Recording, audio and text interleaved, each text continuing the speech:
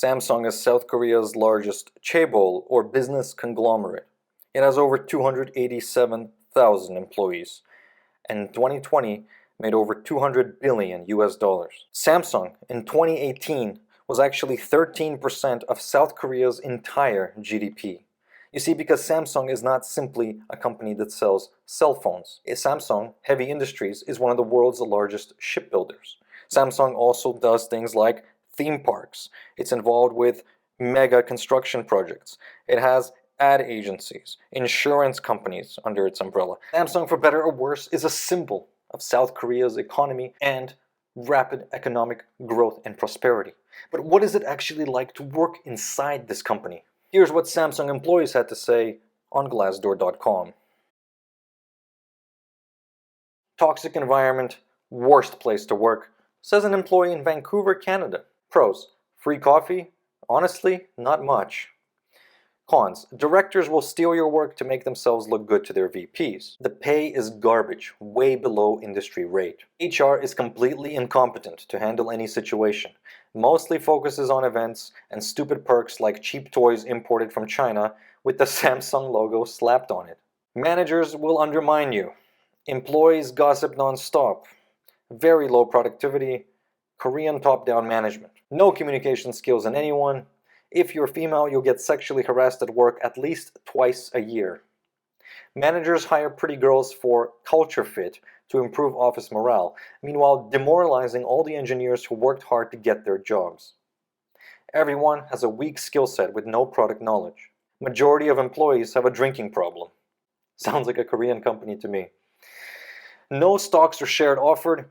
Everyone is looking for a new job or interviewing. The nicest people in the company are the security guards and the janitors. It's actually amazing how often that's true.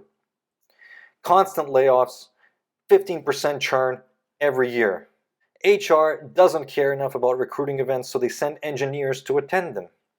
Only focuses on very low impact projects like building websites. No innovation. No promotion opportunities. Advice to management: shut down. Singapore regional headquarters, a little man's land, says the head of marketing in Singapore. Is a major player. Pros: a nationalist mafia of incompetent yes men.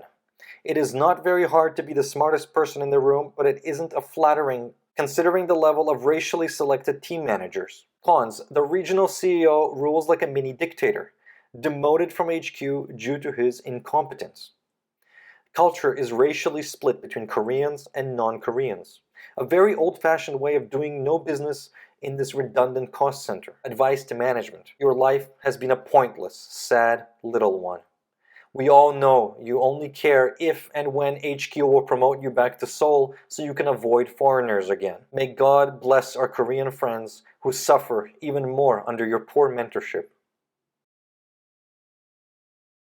Good if you want to experience what prison feels like. SRI Delhi.